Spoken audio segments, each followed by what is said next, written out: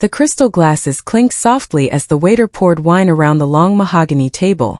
I sat between my husband Luke and his mother Patricia, my back straight, my smile practiced. The restaurant was expensive and elegant, the kind of place where people whispered instead of talked. Luke's father Henry sat at the head of the table, his suit perfectly pressed. His sister Victoria sat across from me, her eyes already holding that familiar look of judgment. I knew what was coming. I had felt it building all week. The invitation to this dinner had arrived with a certain tone that made my stomach tight. But I came anyway because I always came. Because I was trying to prove something I shouldn't have had to prove. Patricia took a sip of her wine and looked at me over the rim of her glass. Her smile was sharp. "So Riley," she began, her voice loud enough for the nearby tables to hear. "How does it feel knowing Luke takes such good care of you?" The table went quiet. I felt my face flush, but I said nothing. Luke shifted in his seat beside me. His father chuckled, a low sound that made my skin crawl. "You know, we always wondered if you married Luke for his money," he said casually, cutting into his steak. "After all, you come from such a different background." Victoria laughed, that cruel laugh I had heard 1,000 times. "She's obviously a gold digger, Dad. Why else would she marry into our family?" The words hung in the air like poison. I looked at Luke, waiting for him to say something, anything. He looked down at his plate. He was cutting his food very carefully, as if the steak was the most interesting thing in the world. My heart broke a little at that moment. Then the waiter appeared, and without a word, he placed the bill on the table directly in front of me. My name is Riley Dorsey, and until that moment at the dinner table, I thought I had finally earned their respect. I had been married to Luke for 5 years. And for 5 years I had tried to prove that I was worthy of his name. I had tried to prove that I wasn't a gold digger, that I had married for love, that I deserved to be part of his family. Looking back, I realize how foolish I was to believe that any amount of trying would be enough. But I didn't know that then. 5 years ago I was different. I was hopeful. I was naive. Luke and I met at a small cafe near downtown. Both of us broke and ambitious. He was studying business, working part-time at his father's company, trying to figure out who he wanted to be. I was working as an interior decorator for a small firm, barely making enough to pay my rent. We bonded over cheap coffee and expensive dreams. He was charming and kind, nothing like the wealthy family I would come to know. He told me stories about his childhood, about traveling to Europe, about the pressure of being a Dorsey. But he said it all with a kind of guilt, as if he was apologizing for having had advantages I never had. I told him about my childhood, about growing up in a small apartment with my mother, who worked 3 jobs, about never having enough money for new clothes or school trips. He listened without judgment, and I thought that meant something. I thought it meant he was different from his family. I was so wrong. The first family dinner was at their house, a mansion in the wealthy part of the city. I wore a dress I had borrowed from a friend, and I was terrified. Luke's mother Patricia greeted me at the door with a smile that didn't reach her eyes. "Welcome," she said, drawing out the word like it tasted bad. During dinner, she made comments that were supposed to be jokes but felt like attacks. "You're so articulate for someone from your background," she said, nodding at me like she was surprised I could speak in complete sentences. Luke laughed nervously beside me. "That's just how Mom jokes," he whispered later. But it didn't feel like a joke. It felt like a statement of fact about what she thought I was. His sister Victoria rolled her eyes when I mentioned the design project I was working on. "That must be so nice," she said, her voice dripping with fake sweetness. "Working on such small projects." Later that night, after Luke fell asleep, I heard Victoria talking on the phone in the hallway. "She's obviously after the family name," Victoria said to someone on the other end. "She probably Googled his last name and planned it all. It's so obvious." My heart sank into my stomach. That was when I first understood that no matter what I did, no matter how smart I was or how hard I worked, they would never see me as anything other than an intruder who was trying to steal their son and their money. The first crack had appeared in my heart that night, and more cracks would follow. For the next few years, I quietly supported Luke through layoffs and career changes. When his first job ended after 6 months, he was devastated. He told his parents that he was handling things, that everything was under control. But it wasn't. I used my savings to cover our rent. I made sure we had food on the table. I worked extra hours at my design firm, coming home exhausted and sitting up late sketching ideas for new clients. Luke knew I was paying the bills, but his parents never did. I kept it quiet because I was proud. I didn't want his family to know that their son needed help. I didn't want to give them another reason to look down on me. I thought I was protecting him, but really I was protecting them from the truth. When Luke got a second job and then lost that one too, I did it all over again. I dipped deeper into my savings. I told my boss I could take on more work. I made sacrifices that I'm not sure Luke even fully understood. But I never complained. Not to him. Not to his family. I just kept working and kept paying, and I kept waiting for the day when everything would be okay. When he would be stable enough that I wouldn't have to worry anymore. When his family would finally see that I was doing everything I could to support their son. But that day never came. When Luke's parents came to visit our apartment, his mother Patricia walked through the rooms like she was inspecting a museum exhibit. She touched the curtains I had hung, looked at the artwork I had arranged, examined the furniture I had placed carefully to make the space feel warm and welcoming.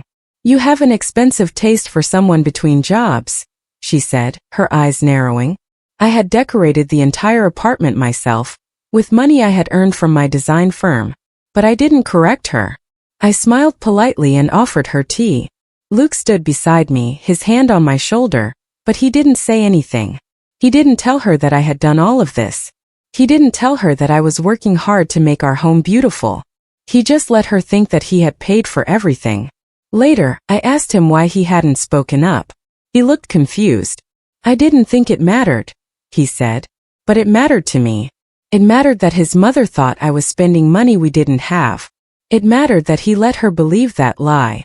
It mattered that he didn't defend me or tell her the truth about who I was and what I was doing for our family." That night, I lay in bed next to him and realized that I had been making a terrible mistake. I had been trying to earn the respect of people who would never respect me because they didn't want to. They wanted to see me as a gold digger because it was easier than admitting that their son might actually need me. When I tried to talk to Luke about his family's comments, he dismissed my concerns. I told him that his sister had said cruel things about me. I told him that his parents made me feel unwelcome. I told him that I didn't think they believed I actually loved him. He sighed, that exhausted sigh I had come to know well. "They'll come around," he said, as if time would magically fix the broken relationship. "Just don't take it personally. Don't take it personally." As if their words weren't personal. As if their judgment didn't cut into me every single time I was around them. As if I was supposed to just smile and nod while they questioned my character and my motives. "It's not personal," I said, my voice tight. "It feels personal. They don't trust me. They think I'm using you." Luke put his arm around me. "That's not true," he said. But he didn't say it with conviction. He said it the way someone says something they're supposed to say, not something they believe. And I realized in that moment that Luke didn't fully believe in me either. He loved me, maybe. But he didn't believe me. He didn't trust that I was telling him the truth about how I felt. He didn't stand up to his family and tell them to stop. He didn't choose me. He just wanted the problem to go away so he wouldn't have to deal with the conflict. I couldn't explain to him that his inaction was a form of betrayal. I couldn't make him understand that not standing up for me was the same as standing against me. While Luke's family mocked me behind closed doors and made jokes at family dinners, I did something that would change everything. I started my own interior design company. I called it Dorsey Designs, and I worked on it in secret, late into the night after Luke fell asleep. I designed business websites. I consulted with boutique owners. I created beautiful spaces for clients who appreciated my work and paid me well for it. The business grew quietly without fanfare. I landed bigger and bigger contracts. Money started coming in, real money, more than I made at my old job. But I kept it private. I didn't tell Luke how much I was making. I didn't tell his family anything about it. I told myself I was protecting them from knowing something that might hurt their pride. But really, I was building a wall. I was creating something that was just mine. Something they couldn't touch or judge or diminish. My success became my shield. I waited for the right moment to use it, even though I didn't know what that moment would look like. I just knew that one day, I would need something to protect myself from the pain of being treated like I didn't matter. One day I would need proof that I was worth something. That my work mattered. That I wasn't a gold digger at all. I was just someone who had been trying to love a man who was too afraid to love me back the way I deserved. At Christmas dinner that year, Luke's mother Patricia gave expensive gifts to everyone at the table except me. She gave Luke a cashmere sweater. She gave Victoria a designer handbag. She gave Luke's father a gold watch. When she got to me, she smiled that sharp smile. "I didn't know what you'd like, dear," she said, her voice sweet and poisonous, "since you're hard to shop for." The implication was clear. You don't belong here. You're not part of this family. I felt my face burn, but I stayed calm. I gave them each a gift that I had selected personally. Custom decorative pieces that I had sourced from my design firm. Beautiful, thoughtful items that showed I had put effort and thought into choosing them. They opened them politely and said thank you, but I could tell they didn't understand what they were holding. They didn't realize that these items were from Dorsey Designs. That I was the person behind the brand they were already beginning to hear about in their social circles. The irony was perfect. I was literally giving them pieces of my success and they had no idea. They took the gifts and tucked them away, treating them like trinkets. But one day they would understand. One day they would realize that the woman they had been mocking was the one creating beauty in their world. And it would destroy them to know that I had been right in front of them the whole time. When Luke got a promotion at his father's company, he called me immediately. "We're finally stable," he told me, his voice excited and proud. He told his family that he was taking care of his wife now. His father praised him for being a good provider. His mother nodded approvingly. And I said nothing.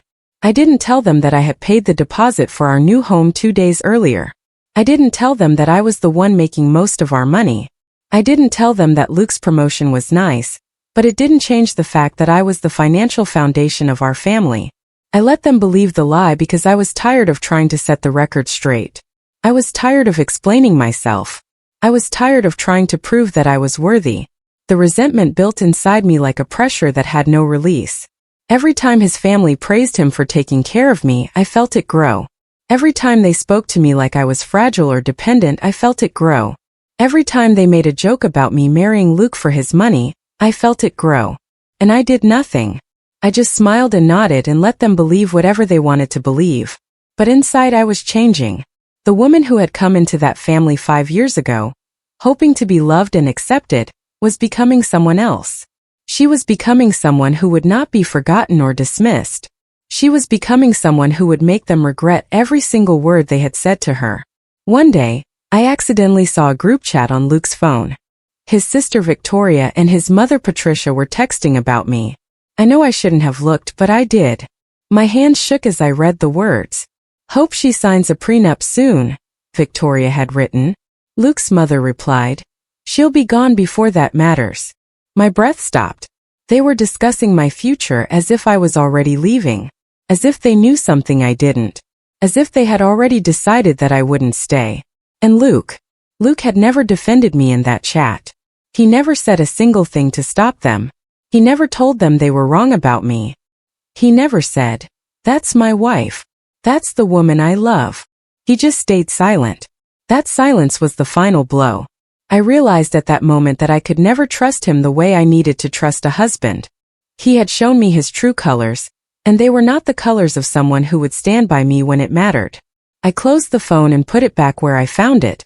I didn't confront him about what I had read. What was the point? He had already made his choice.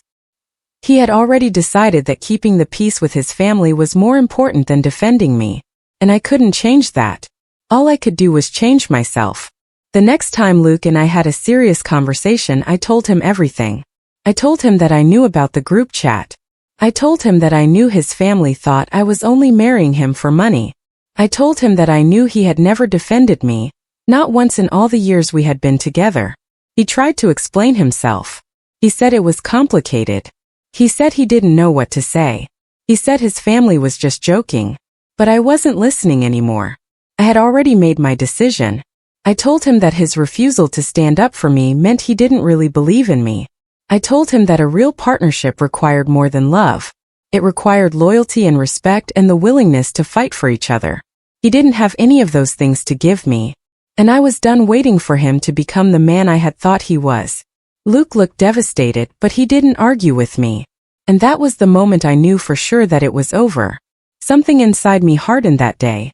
The woman who had tried so hard to earn his family's respect was dead, and someone new was being born. Someone who didn't need their respect because she had her own. My company went viral after I redesigned a boutique hotel in the downtown area.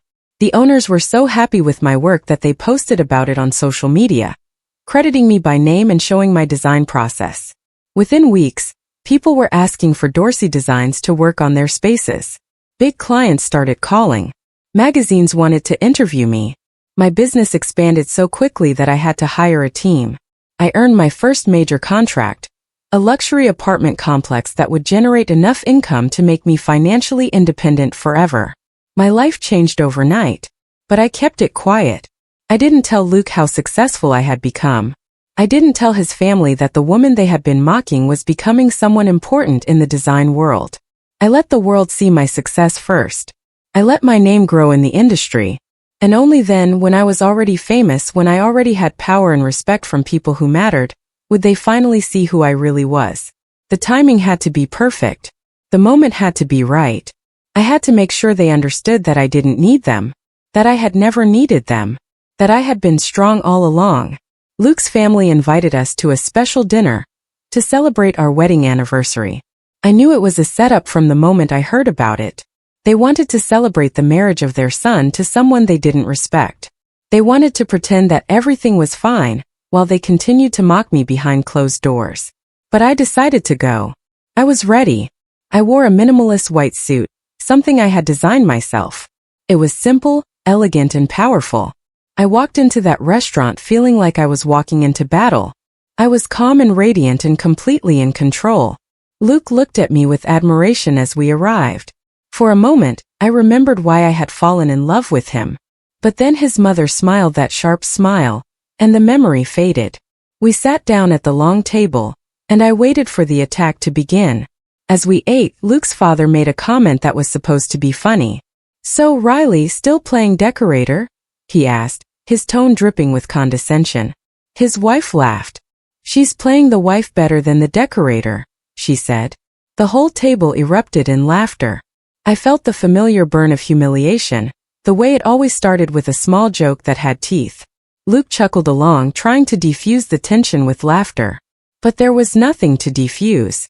The attack had already landed. I watched him laugh at a joke about me, and I realized that I had been right. There was no defending him. There was no defending us. He would always choose his family's approval over my dignity. He would always be willing to sacrifice me to keep the peace. And I was done being sacrificed. I cut my steak slowly, deliberately, taking my time. I let them laugh. I let them think their joke had landed the way they intended. But inside I was waiting. I was waiting for the moment when the bill arrived. I was waiting for the moment when everything would change. As dessert was ending, one of Luke's cousins made a final joke. "I guess we'll see if she brought her purse to pay for this," he said, gesturing at the expensive restaurant. "Wouldn't want to burden Luke's family with the bill." The table snickered. Luke looked uncomfortable but said nothing. And that was when the waiter arrived. He walked directly to me and placed the bill on my side of the table. My heart was pounding, but my face remained calm. I opened my wallet slowly, deliberately. I pulled out a platinum business card, the kind that only CEOs of major companies had. The table went quiet. I looked up and spoke, my voice steady and clear. "Put it on my company account," I said. The waiter read the card aloud, his voice clear in the sudden silence. "Dorsey Designs CEO Riley Dorsey." He recognized me. He had worked with my company before. Gasps rippled around the table like a wave. Luke's face went pale.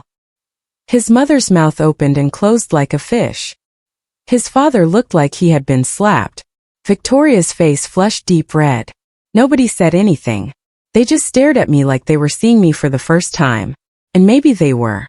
Maybe now they could finally see who I really was. The waiter was clearly excited to be working with me. He thanked me by name, treated me with the respect that comes from knowing I was someone important. He placed the bill on a small tray and handed it to me with a respectful nod. I signed it carefully, leaving a generous tip because I was feeling generous. I had just experienced the greatest moment of my life, and I wanted to share the happiness with someone. As I wrote my signature, I could feel the eyes of Luke's family burning into me. But I didn't look up. I didn't give them the satisfaction of seeing my triumph. When I was done, I closed the bill folder and slid it back to the waiter. Then I stood up slowly, smoothing down my white suit jacket. The restaurant had gone quiet. Even the other diners had noticed the sudden shift in the energy at our table. I looked around at Luke's family one more time. At the people who had spent 5 years telling me that I didn't belong. At the people who had made me feel worthless and small. To the people who had taught me that I had to be stronger than I ever thought possible. And then I spoke. My voice was quiet but steady. It's always awkward when people mistake confidence for greed, I said. I didn't raise my voice. I didn't need to. The power was in the truth of what I was saying.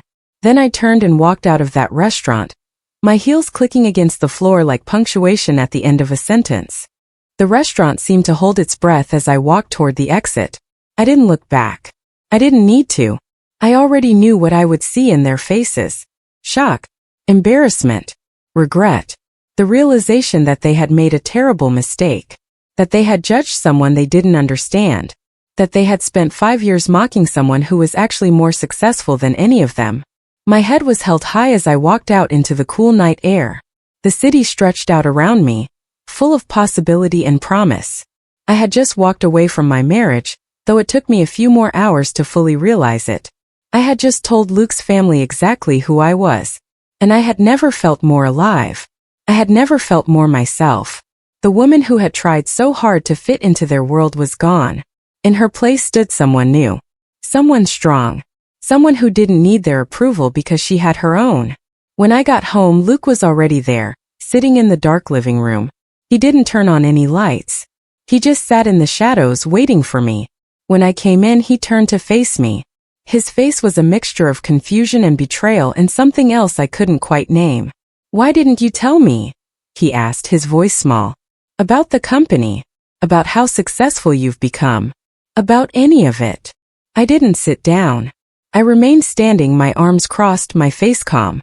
"Because you never asked," I said. "You were too busy defending their jokes and laughing along with their insults.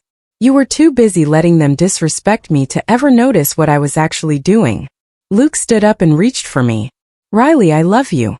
I didn't know things had gotten this bad. I stepped back. "You love me," I said, repeating his words. "But you don't believe in me. And I can't be in a relationship with someone who doesn't believe in me." That night I started packing my things. Luke tried to stop me. He tried to argue. He tried to make me understand his perspective. But I couldn't hear him anymore. I had said what I needed to say. Now it was time to leave. Within days, word spread through their social circle. I didn't tell anyone what had happened. I didn't need to. Someone at that restaurant had been on social media, and they posted about the scene. The post went viral in their wealthy community. Everyone was talking about the moment when the gold digger turned out to be the most successful person at the table. The narrative shifted overnight. Luke's family became the subject of gossip and pity. People whispered about how they had been cruel to the woman who was actually carrying the family financially. Luke's sister Victoria tried to fix the damage by posting fake praise about me on social media, trying to make it seem like she had always believed in me. I ignored it. I didn't engage with any of it. I was done performing for people who didn't deserve my time. I had moved on to bigger things, more important things, things that actually mattered. 2 weeks after the dinner, I met Luke for coffee at a neutral location. I brought a lawyer with me. I placed the divorce papers on the table and slid them across to him. My hands were steady. My voice was calm. "I'm finished," I said. "Not because I don't love you, but because you let your family humiliate me for years, and you did nothing to stop them. A real husband would have fought for me. A real husband would have believed in me. You did neither of those things." Luke looked at the papers like they were a death sentence. Maybe in a way they were. They were the death of the relationship we had tried so hard to save. They were the end of the woman who had hoped that love would be enough to overcome the barriers between me and his family. Luke signed the papers without argument. He knew he had lost me the moment he laughed at that joke about me being a gold digger. He had probably lost me much earlier than that. He just hadn't realized it until now. Luke's father's business started to suffer after my story leaked through a journalist who had been following my rise in the design world. The journalist was fascinated by the juxtaposition of my success and the way Luke's family had treated me. She wrote a piece about it for a major magazine. The story went national. Suddenly, Luke's family wasn't just facing whispers in their own social circle. They were facing judgment from the entire country. People who had never met them were calling them cruel and selfish. People who didn't know them were questioning their character based on the story of how they had treated me. It was poetic justice, though I didn't orchestrate it. I didn't have to.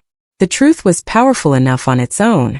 I had simply told the story to one person who understood its significance, and that person had told the world. Luke's family couldn't escape it.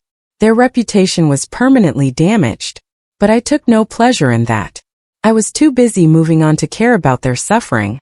I bought my own townhouse in a part of the city that felt new and full of possibility. I decorated every room from scratch, creating spaces that reflected who I really was. Not the woman who had tried to fit into Luke's family, but the woman who had always been inside, waiting for her chance to shine. I opened a new branch of Dorsey Designs in the downtown area, creating jobs for young designers who came from backgrounds like mine. I wanted to give them the opportunities one had never been given. I wanted them to know that no matter where they came from, they could become anything they wanted to be. I mentored them, taught them about business and design, and the importance of believing in yourself, even when nobody else does. These young people became my family. They were more supportive and loyal than Luke's family had ever been. They celebrated my victories like they were their own.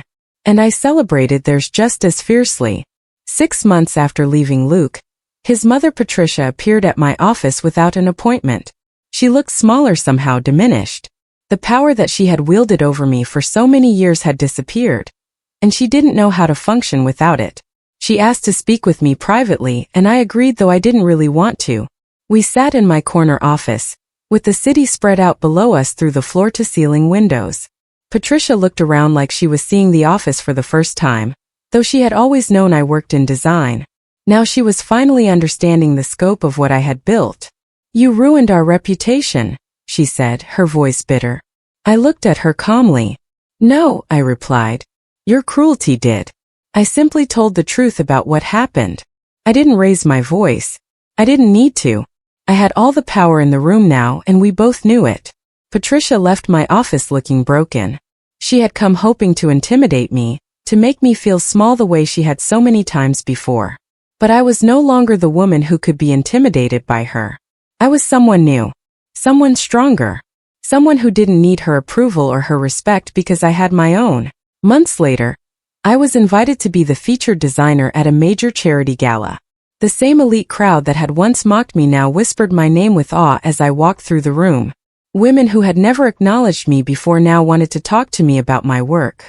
Men who had ignored me now wanted to shake my hand. The power shift was complete. I caught Luke watching me from across the room. He was alone, his face full of regret and something that might have been love.